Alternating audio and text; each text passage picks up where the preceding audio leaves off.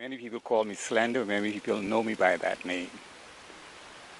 I am one who've been here for many years, and thank God, I look forward to go along some more years. You know, I've been around from senior high school. That would be Eastern Senior. I participated with the best and run with the best, friends with the best, even my good friend, the Prime Minister. You know, we there, you know. And then we had some other people there with him too, Gus Cooper and Kirk Knowles and many others. When we all participated up to St. Augustine's together, try out to go on to the games at Kingston's Jamaica, independent games in '62. Yeah, that was my time. You know, and I was, guess what? I was the age of 15. 15, can you imagine that?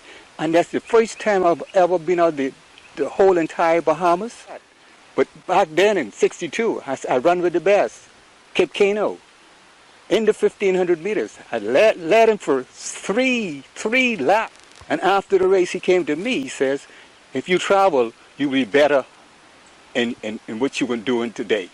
So I came home with my coaches, Henry Burrows, DeAntis Burrows, Henry Crawford, and they took me on the parade, and I got involved with Cleso Minates, Smokey Christie, who's dead and gone now, the Prime Minister's brother.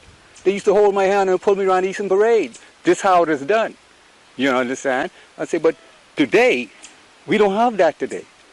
And we used to have people just come to participate us and look at us and cheer us on, especially when it gets down to the 800s. As I remember that 800, all they tell me, say, go Derek, you got to win it. And that's the 800 that I have set the Bahamas record on St. Augustine's track, you know. I says, and from then, I came along, helped people out to go places. I was able to go off to school because of my athletic ability, and therefore, and I look forward to people with. But we have a problem, big problem, and the problem is this: nobody want to give back free hand. They want it all paid up front, and there is people who are there who say they are coaches, don't know what they're doing, Some never had on a pair of shoes in their life. Some never run 100 or 200 or 400 or 800, and after the finish, they says, boy, that's a hard race. No, we don't have that today. We don't have parents watching their children and saying, pushing them on to the point. We have people there only for their own personal, selfish reasons and glory. That ain't the way to go. That ain't the way we came. So we got to go back to standards. And if you don't know, ladies and gentlemen, your history, the virtue of your histories, we are nothing. And we ain't going nowhere. I said, now, we got people who there say, I'm minister this, minister that. But how many of those ministers had on a pair of shoes in their life? How many of the ministers lie down on the ground after they finish your race and say, that is a hard race, or how do they speak to you? Not many. You got to be honest with yourself. You can't follow other people. You got to. First of all, you got to put God in your life.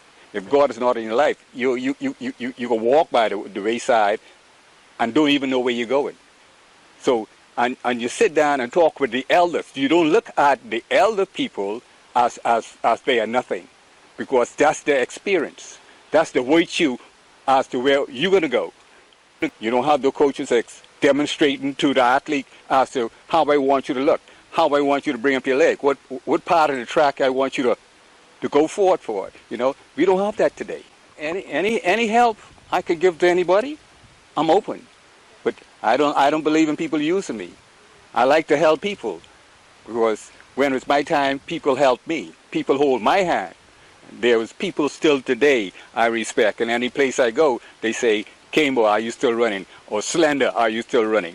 So therefore, when I'm crossing the street, people stop and let me across and say, are you still running? Boy, you look good. How old are you now? I get up in the morning, I go and I do my 5 miles or 10 miles, come back, do my little weight training. That's something else. Coaches don't teach their children or the athlete to do. It's weight training. oh, you're very trained, you can get muscle bound, or you can be like Superman. You can't do nothing. When you know the history of track and field, and know about all the Bob Hayes and Jesse Owens and all of those, they used to lift the weights. They used to lift the weights. That's why they were so strong, and that's why they could outrun anybody in their races.